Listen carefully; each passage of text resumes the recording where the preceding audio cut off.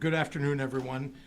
I'm here with, of course, Illinois Department of Public Health Director Dr. Ngozi Ezike to address the growing threat of the Delta variant of the COVID-19 virus.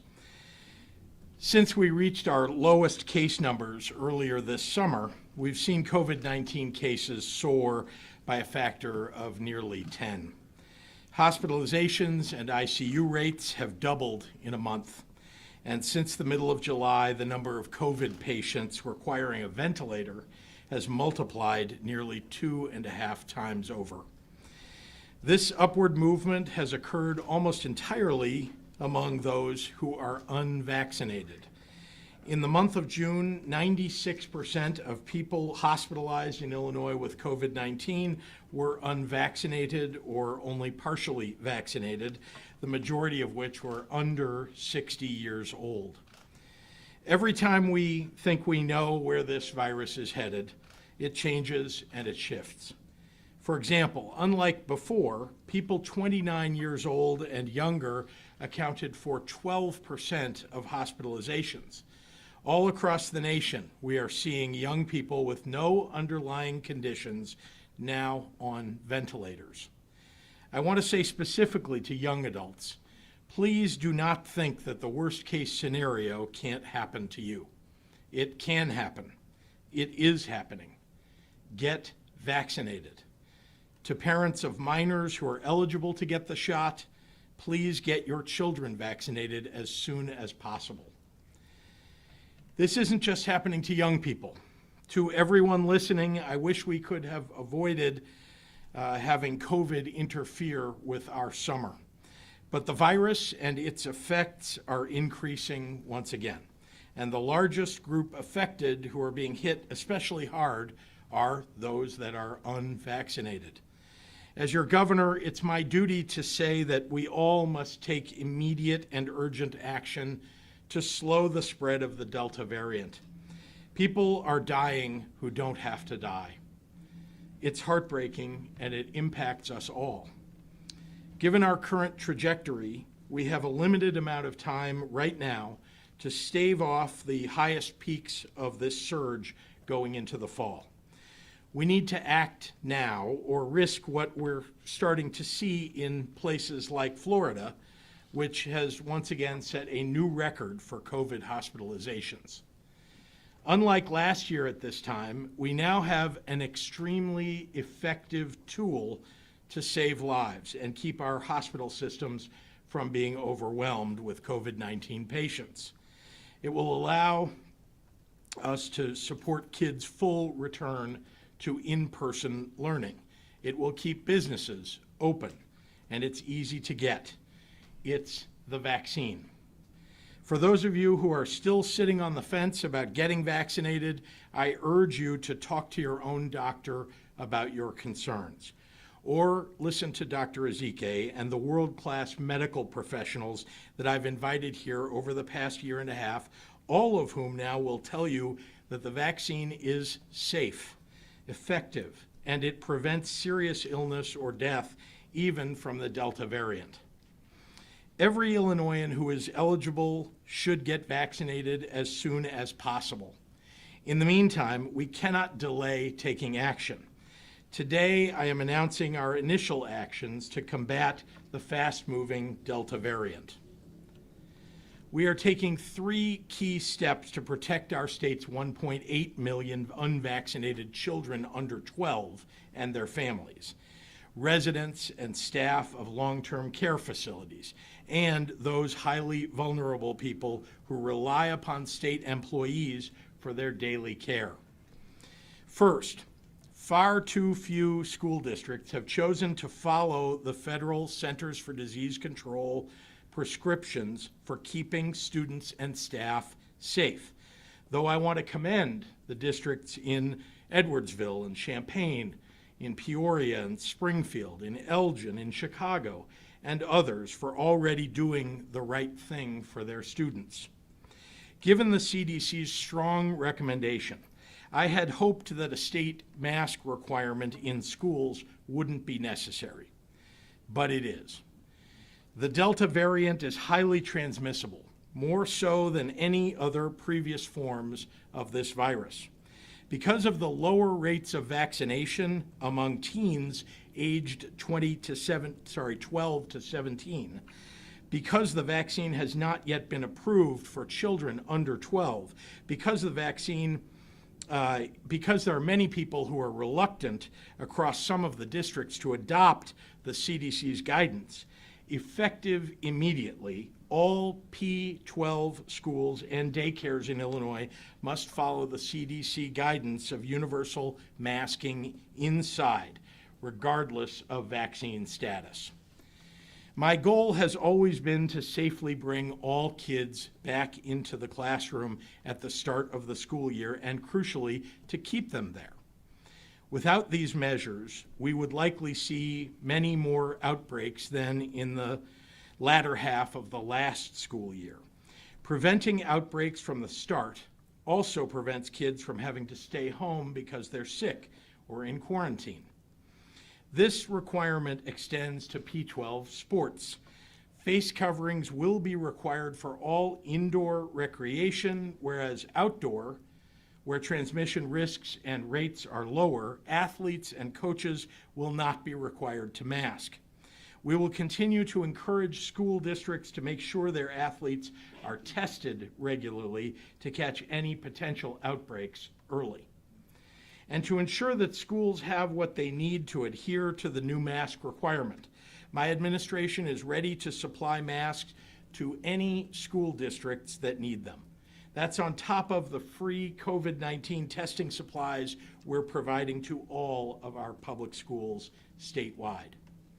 Throughout this pandemic, we've shifted public health protocols as circumstances have changed, and will continue to do so. We'll continue to watch for things like a significant reduction in transmission, the availability and utilization of vaccines for school-aged children under 12, and additional guidance from the CDC. And as we see developments in those areas, we will adjust our requirements for schools accordingly. Again, our goal has always been to make sure that every child can go to school this fall and that the school environment is safe for everyone. Today, I'm also announcing that Illinois will require vaccinations for all state employees who work in congregate facilities such as our veterans' homes, our corrections facilities, and the Department of Human Services developmental centers and psychiatric hospitals. Our most vulnerable residents, such as veterans who can't live on their own and adults living with developmental disabilities, have no choice but to live amongst these workers. By and large, residents of these state-run facilities have done what they can do to protect themselves by getting vaccinated. For example, residents of our state's veterans' homes have vaccination rates of 96%, 98%, and even 100%. And yet, many of the long-term care facilities' employees have themselves not been vaccinated. They run the risk of carrying the virus into work with them. And then it's the residents who are ending up seriously sick, hospitalized, or worse. It's a breach of safety, it's fundamentally wrong, and in Illinois, it's going to stop. We already require masks for everyone entering state facilities, but if we're going to fully protect our vulnerable populations, the most effective infection control measure is vaccination. It's our obligation to exercise due care in protecting the health of those residents, and so we will. We've notified the unions about this necessary safety measure, requesting that they come to the negotiating table to work out the details. Our state agencies will continue to make the vaccine readily available for employees, including hosting vaccination drives at work sites and offering paid time off for receiving the vaccine. This directive takes effect October 4th, 2 months from today, leaving ample time for employees to get fully vaccinated. If I could do it sooner, I would. Until then, all employees will remain masked up. Finally, I'm announcing a universal mask mandate in all long-term care facilities, all long-term care facilities across Illinois, including those that are privately owned and operated. This means everyone, vaccinated or not, must wear a mask when in a facility with long-term care patients and residents.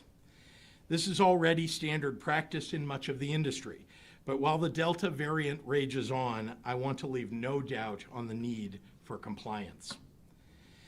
I will continue to listen to the IDPH and other experts to evaluate any and all necessary action to protect children, prevent death, and support our healthcare systems. I'm asking private employers to do the same. Already we've seen companies with Illinois operations like Tyson and Google announce vaccine requirements for employees. I applaud those employers who have taken steps to protect their employees, their customers, and the public from the virus, and I hope to see others join them. Most crucially, I'll be putting out a call to all long-term care facilities and nursing homes in the state of Illinois. Your workers are on the front lines of protecting thousands of our elderly loved ones. But across the state, staff vaccination rates are dramatically lower than those of your residents. At a troubling number of facilities, staff vaccination rates are below 25%. I want to end with a message for our vaccinated residents. I know this is hard. You did the right thing for yourself, for your family, for your community, and now, because of the new Delta variant and the high number of unvaccinated people in the United States, it feels like we're going backwards in this journey. Please remember that the vast majority of vaccinated people are safe. No vaccine is 100% effective, and hearing about breakthrough cases on the news can feel scary, even when breakthroughs are rare and mild. But the likelihood of a vaccinated person testing positive for COVID-19 remains extremely low. And most importantly, these vaccines are doing what they're designed to do, essentially to eliminate the risk of hospitalization and death. Again, to all of those who are already vaccinated, I'm going to ask you to do one more thing. Talk to someone in your life who could get the vaccine but hasn't yet. Please share your story with them. Share why you got vaccinated. Let them know that the vaccine is free. Let them know that they can go to their doctor, to a pharmacy, to a clinic. And if they're homebound, someone can come and vaccinate them right there at home. Let them know that they'll still be eligible for the $1 million Illinois vaccine lottery, and most importantly, that they'll receive the life-saving benefits of the vaccine. We'll get through this all together as Illinoisans, as we have in so many other circumstances, by working together. And I want to thank everybody, and with that, I'll turn it over to our IDPH Director, Dr. Ngozi Ezike. Doctor?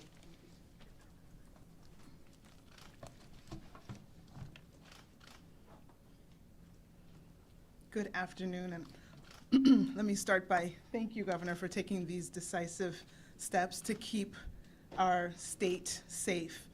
I join millions of Illinoisans in saluting you. I wish the circumstances were more favorable, and it's not news to anyone. We are seeing an increase in COVID-19 cases, and even more concerning, an increase in the COVID-19 hospitalizations, including among our youth. In January of this year, about 5.5% of the cases were among those who were younger than 10 years of age. Last month, that increased to nearly 15%. Similarly, approximately 13% of cases in January were among those 10 to 19 years. And in July, that increased to 23. We are seeing the same trend for hospitalizations. The percent of hospitalizations among those younger than 20 years old tripled from 2.5% to 7.8%. And yes, while most children who get COVID have fewer symptoms than adults, they absolutely can still get COVID-19, and they can absolutely spread it to others. We have clearly witnessed that spread this summer throughout Illinois. Numerous cases of COVID-19 have been linked to youth camps, including cases that occurred after the child, including those who were eligible to be vaccinated, returned home with the virus and unintentionally spread it to others. And among the youth camp cases that have been sequenced, the more transmissible Delta variant has been the predominant strain. From the information gathered, vaccination status was not checked at many of these youth camps, and masks were not worn while indoors. Masks are a critical tool to interrupt transmission of the virus. There is an abundance of epidemiological data that support community masking to reduce the spread of the virus. But there's more that we can do. There is something even better than masks.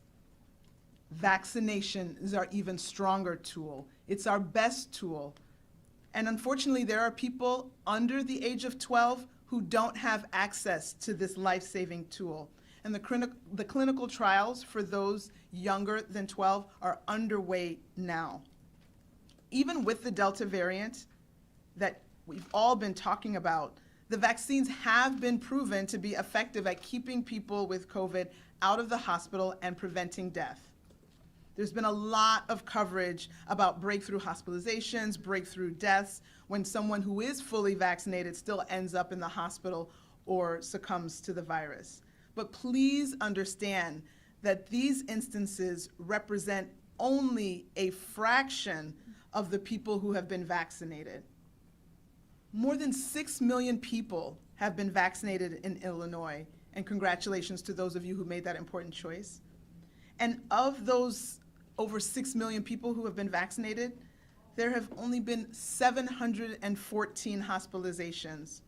There have been 180 deaths, but that's roughly 0.01%, 1/100th of 1% of people who have been fully vaccinated who have been hospitalized, and 3/1000ths of 1% of people who were fully vaccinated who have perished. The overwhelming majority of cases, the hospitalizations, the deaths, are among those who are not vaccinated. And the majority of transmission is also among the unvaccinated. Thus the phrase that it has become a pandemic of the unvaccinated. But the key is that we actually have the tools to turn the tide on the next wave. And that next wave wants to threaten us if we don't avail ourselves of these tools. Let's do what's right, not just for ourselves, but for our neighbors and our entire communities. Now I'll repeat the comments in Spanish. Buenas tardes. Aunque es un placer volver a verlos, hubiera deseado que fuera por razones más agradables. Estamos viendo un incremento de casos de COVID-19 y también un incremento de hospitalizaciones, incluso entre la juventud.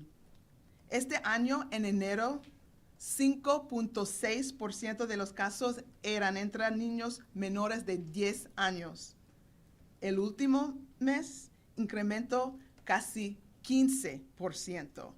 Similarmente, aproximadamente 13% de los casos en enero eran entre jóvenes de 10 a 19 años. En julio, el número incrementó a 23%. Estamos viendo las mismas tendencias en hospitalizaciones. El porcentaje de hospitalización entre personas menores de 20 años ha triplicado de 2.5% en enero a 7.5% en julio. Aunque los niños que contraen COVID-19 tienen menos síntomas que los adultos, los niños aún pueden contraer COVID-19 y contagiar a otras personas. Hasta con la variante Delta se ha comprobado que las vacunas son efectivas en mantener a personas con COVID fuera del hospital y prevenir muertes a causa del virus. Ha habido mucha cobertura sobre los casos de hospitalizaciones y muertes entre personas completamente vacunadas. Pero estos casos solo representan una mínima fracción de personas vacunadas. Entre las más de 6 millones de personas completamente vacunadas, aproximadamente 0.1% de personas completamente vacunadas han sido hospitalizadas y 0.03% de personas completamente vacunadas han muerto. Estamos hablando de una pequeñísima fracción de menos de 1%. Hoy, la abrumadora mayoría de hospitalizaciones y muertes han sido entre personas no vacunadas y la mayoría de las transmisiones de virus han sido entre personas no vacunadas. Estos son los hechos. Tenemos las herramientas para cambiar el curso de la pandemia. Muchísimas gracias. And with that, I will turn it back over to Governor Pritzker for questions. Thank you very much, Dr. Zeke. Happy to take questions. Governor Pritzker, Carla Leal with Telemundo Chicago. Are there any additional steps that will be taken for students that are up maybe from 6th grade or 5th grade and below, because those are probably the under 12-year-olds, to protect them in the school environment and with this COVID ambience right now? Well, to begin with, there is now universal masking for all of those children and for everybody in their schools. And so that's a major step forward, at least in mitigations and keeping them healthy and safe. But each individual school district and school can, in addition to that, place their own mitigations in their schools. Examples being, you've seen plexiglass in certain circumstances or distancing within the classrooms. Although we are not requiring that, they're making those decisions within each school and each district. Governor, is the requirement the equivalent of a mandate? Would you explain the difference? And what happens with the special education kids and the kids with respiratory problems? I mean, what's going to happen to them? We have parents asking us that question. We would like to Sure. Let's just to take the last half, and then I want you to repeat the first half. Children with medical necessities, where there are reasons why they can't wear a mask, situations like their own respiratory issues that are beyond, apart from COVID-19, where they wouldn't be able to have anything obstructing their breathing. Those are obviously situations in which a doctor's note or, there's the ability for the school district to get reprieve for those children. And the first question was the difference between the requirement and the mandate. Is it still a mandate? This is a mandate. This is a mandate across our K-12 schools, our P-12 schools, and childcare to make sure that we're keeping those children, the unvaccinated as well as the vaccinated, safe, and their families, importantly, because this, as you know, this virus can be taken home fairly easily. We now know more from the CDC from their reports. Governor, there are a number of parents who are asking, what has taken so long for you to act? You've seen the problems that have gone on at school district meetings. They're wondering what's taken so long. And others apparently are maybe preparing to file lawsuits to challenge the legal authority for this mandate. Can you address this? Sure. Well, first of all, there has been substantial spread across the state. And, it's important that, as I watch these numbers, as the IDPH tracks this across the state, that we take action. We want to take action at the proper time. We want to make sure that we're keeping our hospitals as open as possible, so there are beds available even for people who might have other kinds of ailments. And so we're doing this, I think, at the right time and making sure that as schools get back in session that we're limiting the spread, mitigating the spread. Sorry, you were asking about people suing? There's already talk that some parents may be looking at potentially filing lawsuits saying that you don't have the legal authority to make a mandate in schools like this. We have the legal authority to enforce this, and we will if necessary.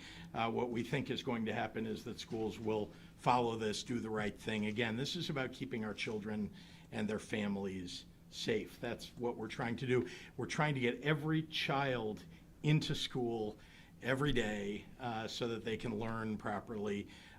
We left it open to school districts last year to make the kinds of adjustments that they needed to keep kids in school. And this year, because things are very different, now that we have a vaccine available for at least every person 12 and over, including all the people, obviously the adults that work in schools, we now have the ability to keep many of those people safe, but we also have kids who are unvaccinated, so we're trying to do the best we can for them and their families.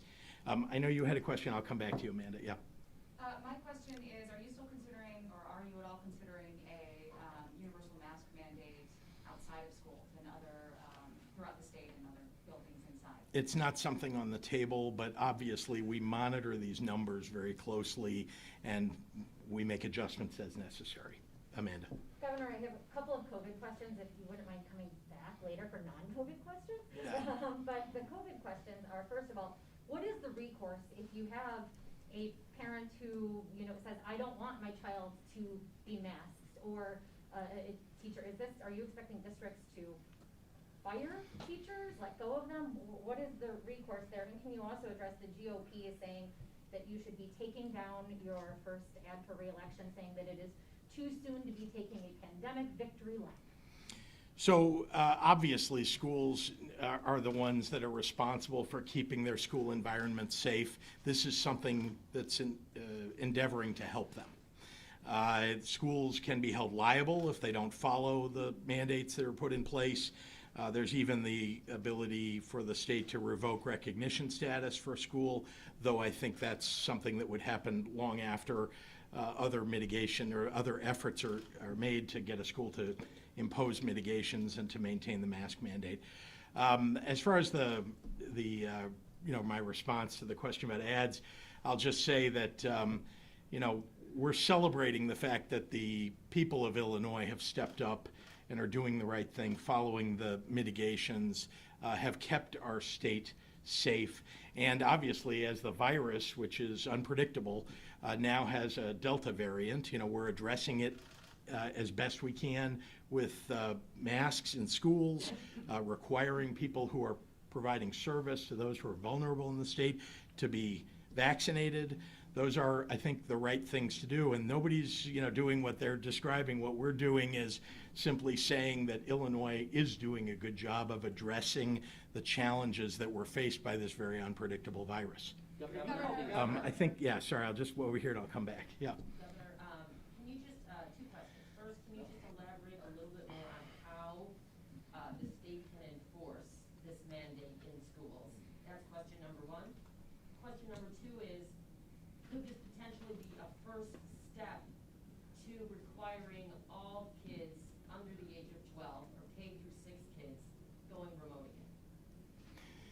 Again, that is not on the table. We have many different tools today than we had 6 or 8 or 12 months ago. Actually, I'll just say 8 months or 12 months ago. And that is, we have vaccinations available. People should go get vaccinated. That is the most important thing you can do to keep yourself, your community, your school safe. We hope that people will take advantage of that. That will reduce the need to have masks. And indeed, that may be the reason as we see vaccines available for kids under 12.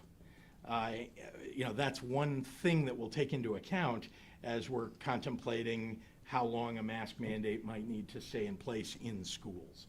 But that's what we're talking about today, is mask mandates in schools and to make sure we're keeping the most vulnerable people in care of staff who should be vaccinated, making sure that they're getting vaccinated so we keep everybody safe. And then just if you could please elaborate a little bit more on enforcement. Sure. How you plan to enforce this. Sure. Well, let's be clear. Most school districts are trying to do the right thing to begin with. They want to do the right thing, and they are the ones who are on the ground addressing the kids, the parents, and anybody who doesn't want to wear a mask.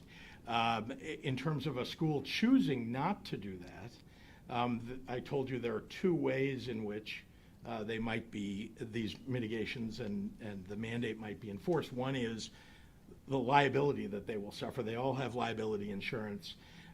If you're not following the state mandate, it is reasonable that someone might file a lawsuit against a school if someone gets sick in that school as a result of a school simply not following these mitigations. That's one. And two is ISB, the Illinois State Board of Education, has the ability to remove recognition status for a school if it isn't following the mandates. And I don't expect that we'll have to go there, but that is another enforcement mechanism. Governor, Yes, this. Sorry, you say these are initial actions, but you also say there's substantial spread already going on in the state. What are the rest of the actions? Why not do it more quickly? Why not do it for all state workers? Why not introduce the rest of them right now? Why not October? As you've seen, there's a menu of options for managing through waves of this virus.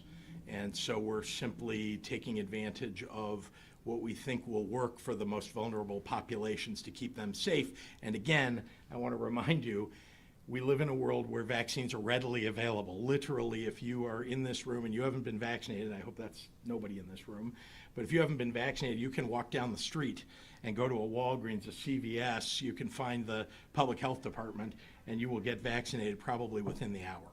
Is there anything you can do to compel private companies in Illinois to vaccinate their workers? Or is that even an option for the state? That's not something we're looking at, compelling companies to do that, no. But certainly companies that are doing it, I think are doing it because they want to keep their workers safe and the rest of our community safe. Governor Pritzker, what about a mandate to vaccinate all Illinois teachers? Would that be something in your menu of options? You were just talking about a mandate for state employees in that work with vulnerable populations. Look, adults have the ability to make the decision to go get vaccinated. We're trying to tell them it's time to do that. And we think that many people will. You've seen a rising number of vaccinations, in fact, across the country and here in Illinois, as the Delta variant has threatened people. I think people see that this is the best way to stay safe, and so I believe teachers who are unvaccinated, I don't know how many of them there are, but I believe they will follow the same guidance. We'll do two more. Governor, are you considering Eric. any kind of move back to phase 4? Because the health metrics, as you mentioned, that got us into phase 5, those are all going in the other direction right now. Are those data points now telling you that there may have to be some move to phase 4? We're no longer in the kind of mitigation plan that you're talking about. We live in a world now where there are vaccinations available to everybody, and what we're trying to do is address the vulnerable and make sure that everybody, wherever there is a problem, and you've seen there's been, a high likelihood of spread in certain areas and, red alert in other areas. And so we're essentially focusing in on those areas and doing everything we can to get everybody vaccinated. And that's really what our plan is right now. But any Last kind of, one. The limit of capacity limits like we saw in phase 4, is that on the table? Again, there's a menu of options for mitigations, but these are the mitigations that we're putting in place right now. This is what we think is the right thing to do to get us through this current wave. But again, we're evaluating every day. This virus, I think, I don't need to say it again, but I will. This virus is, frankly, something that has been difficult for us to see what the trajectory is because there have been new variants introduced. And now we have this variant that is so much more transmissible that it literally walking into a room twice or three times as many people can get the COVID now with the Delta variant as when we had the Alpha variant. Governor, should New York Governor Andrew Cuomo resign? And can you please also address the energy negotiations? We have both environmentalists as well as the labor union calling on you and legislators to take the lead. They say they are at a stalemate, there is no compromise. They want you guys involved. Those will be the last two. Okay. Yes, Governor Cuomo should resign. In terms of the energy legislation, we have spent more than a year negotiating, working in working groups with all of the interests involved. This is not something that's left to interest groups to decide. This is a decision that gets made by the legislature and by the governor. And here we are. This bill has been put together after much negotiation over many, many months. And we now have a piece of legislation that is ready to go. And it needs to be called in the legislature and voted on. And the legislation that I put forward that is that compromise is what is ready to move. And I intend to sign it if they'll pass it. All right, thanks, everyone. If Thank you. Kids show up at school without a mask. Thank you. What are schools supposed to do if kids show up without a mask and try to get in?